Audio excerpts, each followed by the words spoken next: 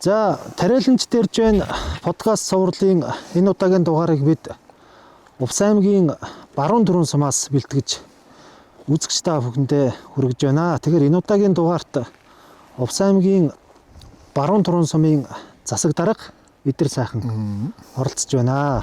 За, сайн байна уу та? Сайхан хаврдж байна уу? Сайхан урдж байна уу? Та бүхэн сайн уцгааж байна уу? Таны ажил төрөл сайн уу? Тавлаг сайн. Та бүгдийн ажил төрөл сайн байцгаана уу? Сайн байна.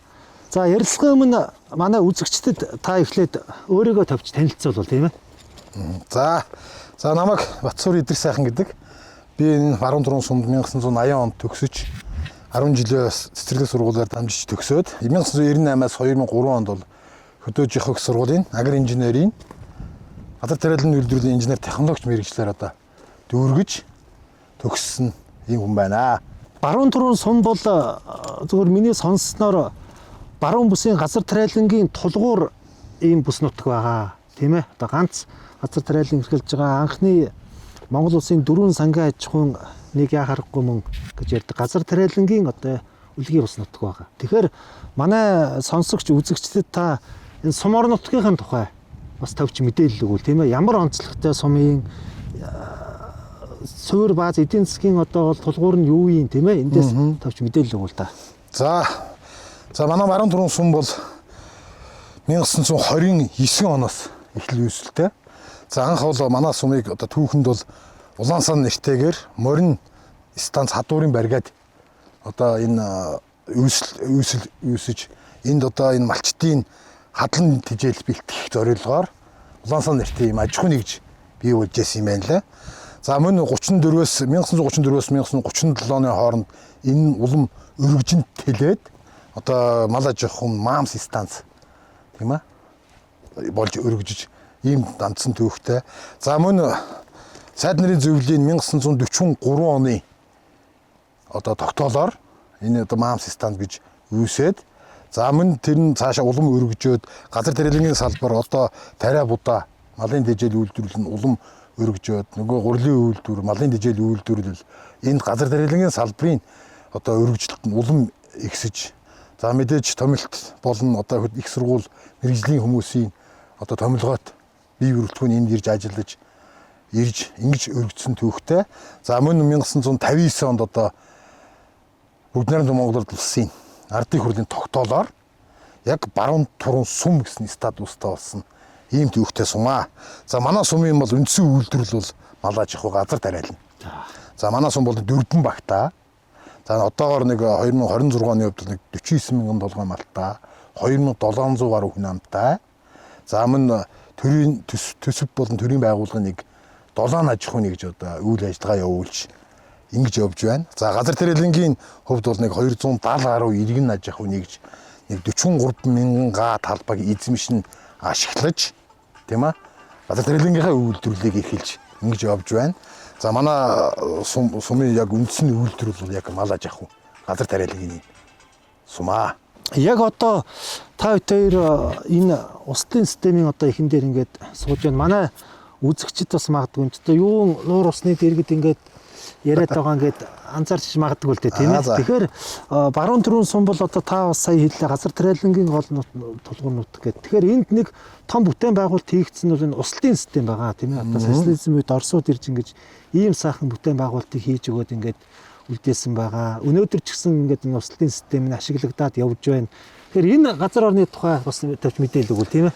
За манай энэ туран гол дээр үүссэн энэ устын систем маань 1990 онд одоо 89-90 онд одоо яг ашиглалтанд орсон. За энийг бол зөвлөлт улсын тусламжтайгаар зөвлөлт улсын инженер техникийн ажилчид мөн Монгол улсын одоо зөвлөх инженерүүд техникийн ажилчид хамтарч энэ одоо усан барилга байгууламжийг бий болгосон. За манай энэ нуур бол нэг 8 сая орчим судалгаагаар бол тий Оросын албан улсын судлаачдын юугаар бол нэг 8 сая орчим шометр усны багтаамжтай.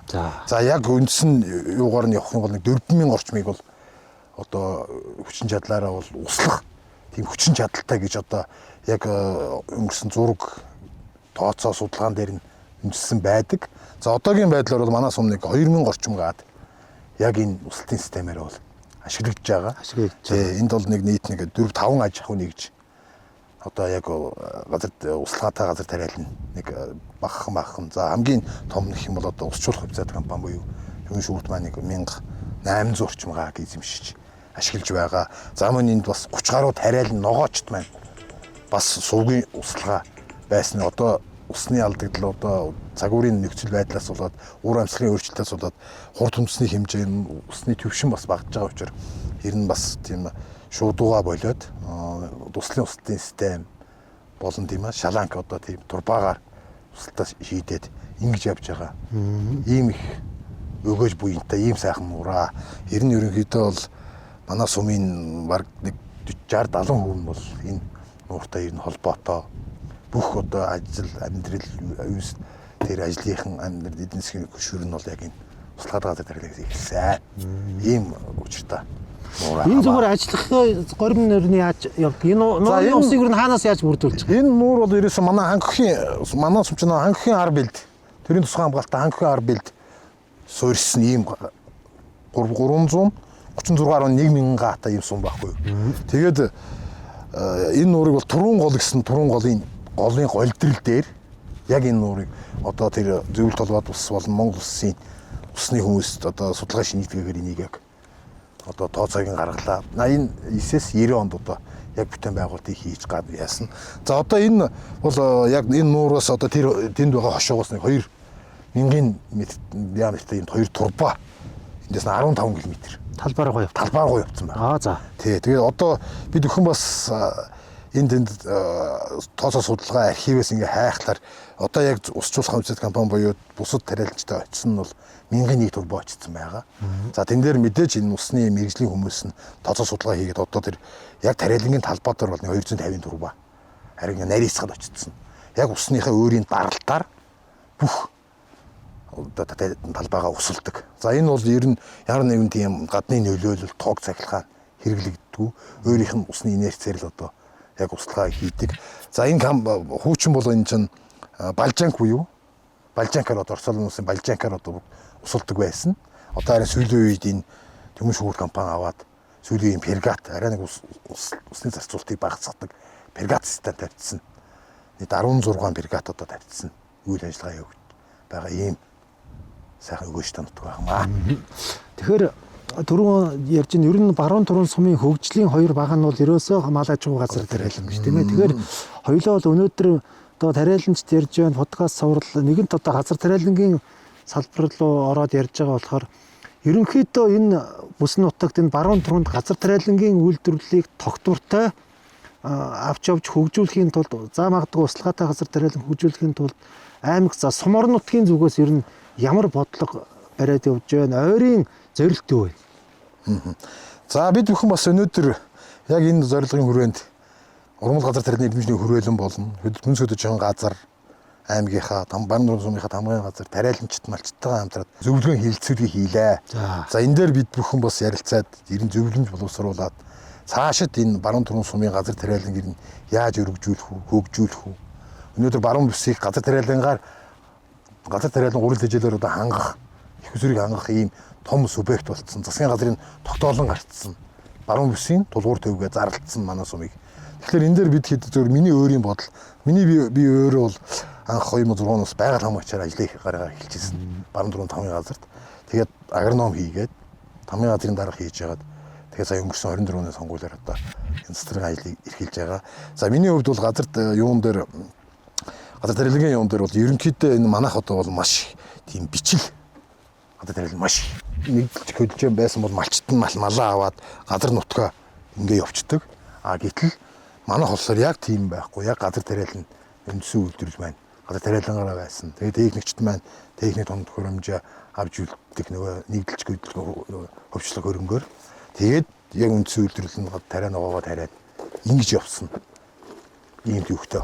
Тэгэхээр энэ дээр үндэсч улбаалаад бол бодол санаа маань юу гэх вэ гэхээр одоо энэ мал аж ахуйгаа бол эрчимсэн.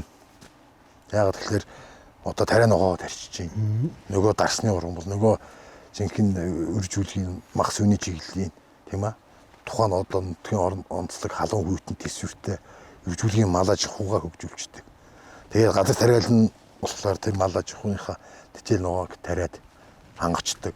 Тэгээд энэ хоёрыг ингээд хослуулаа хэрэглүүл бас арай илүү үр дүнтэй болох болов гэж бодож байгаа.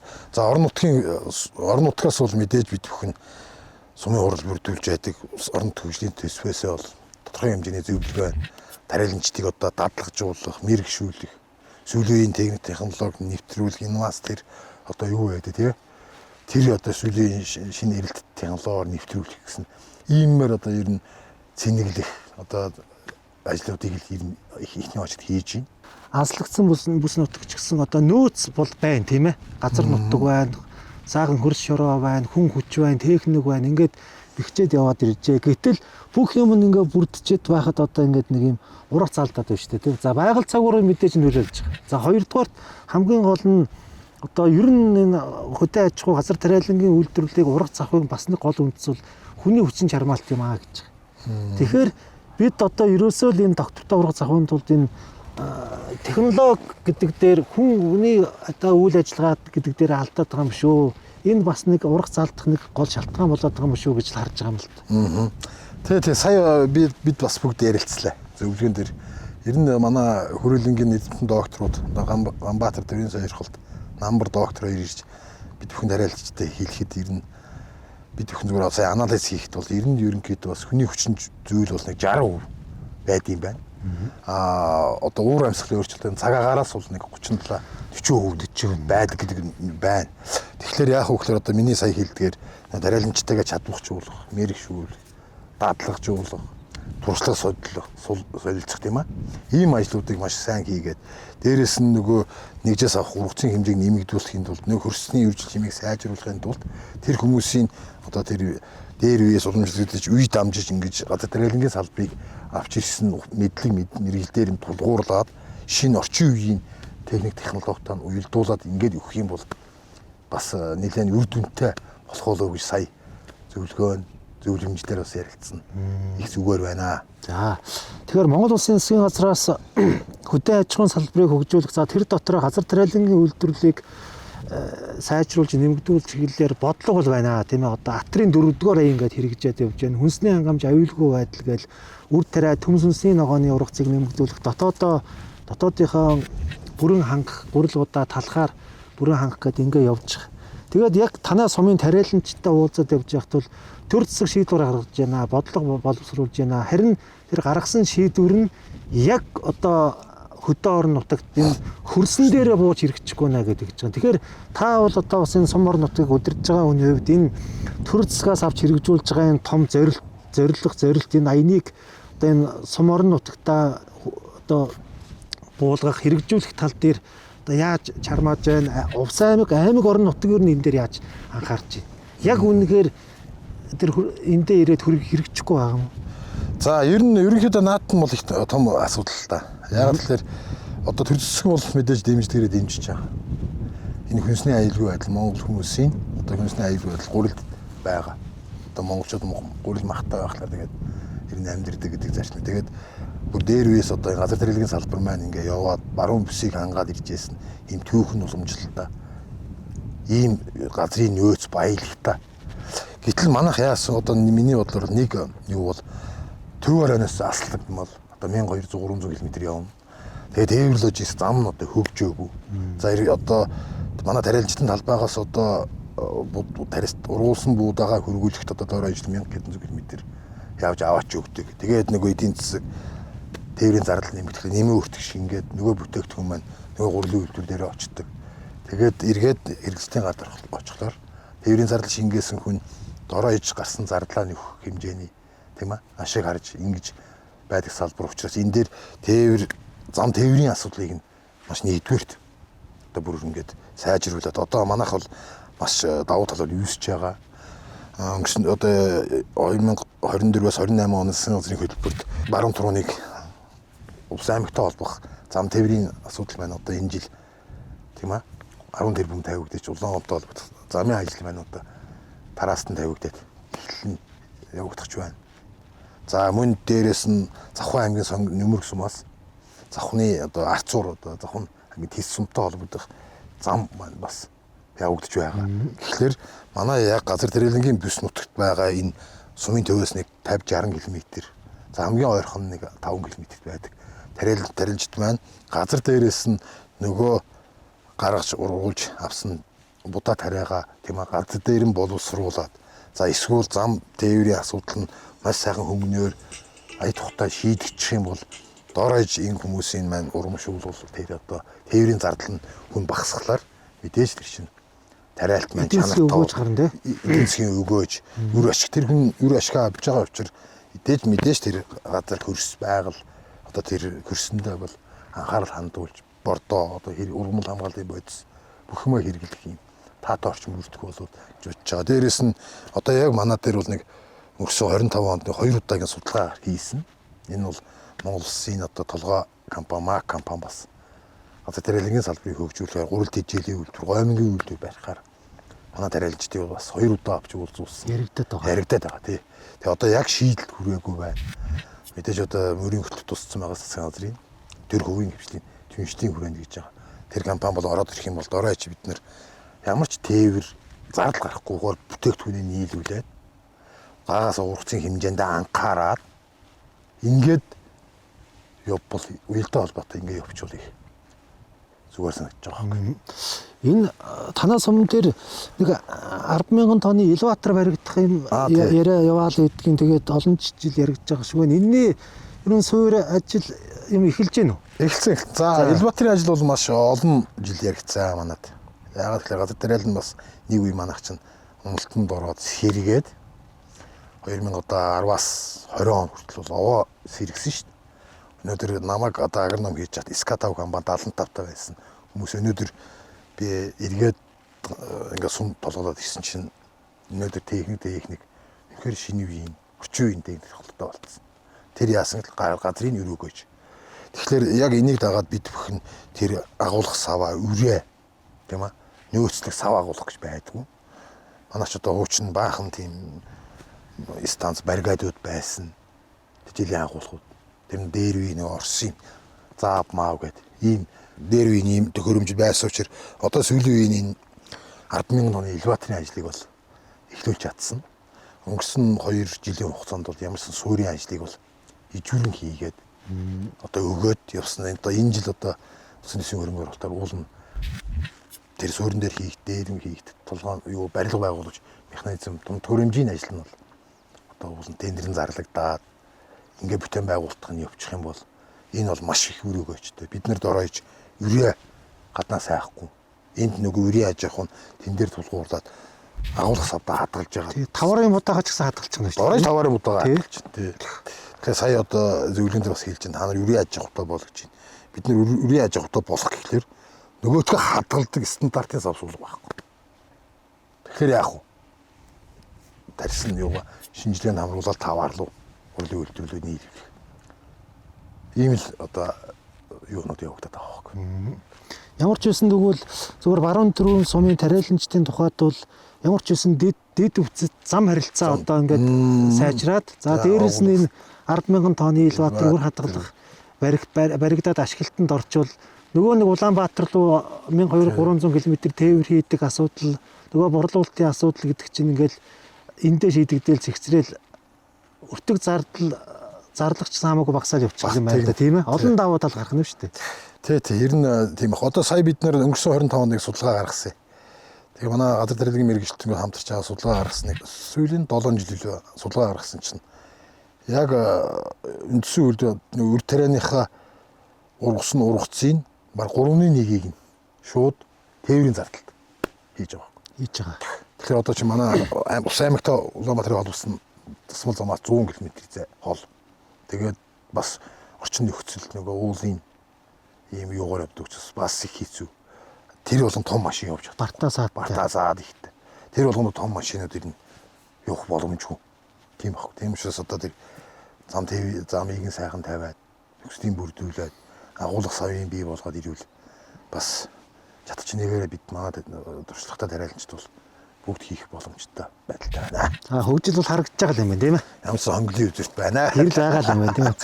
За. За баярлалаа тань тэгээд. За баярлалаа. Тэгээ та бүхэндээ бас баярлалаа. Өнөөдөр бас баруун төрийн сумын тариаланчдыг сонсоод энэ подкастаа хийгээд дээрээс нь бас энэ алс хязгаар баруун 5 аймгийн хуралдаж хангадаг ийм өвгөн сангаж хуу дээр ирж бас бид бүгдийн хийж байгаа ажил хийсэн бүтээсийг ингэж түмэн олонд сурчилж тэр зохицолтыг өгж яваад танаа хамт олон болон танаа байгууллагад бас амжилт хүсье. За, Цаашдаа бас энэ орнод аслагдсан ийм бүс нутагт бас олон сайхан нэвтрүүлэх гэж тийм аа түмэн олон бас мэлмиг гээж явах юм. Өрөөлийг өргөё. За баярлалаа. Урах зарим байх болтугай. За баярлалаа. Тэгээд ямар ч байсан урах зарим байх болтугай. Өнөөдөр их олон өрөөл авлаа. За баярлалаа.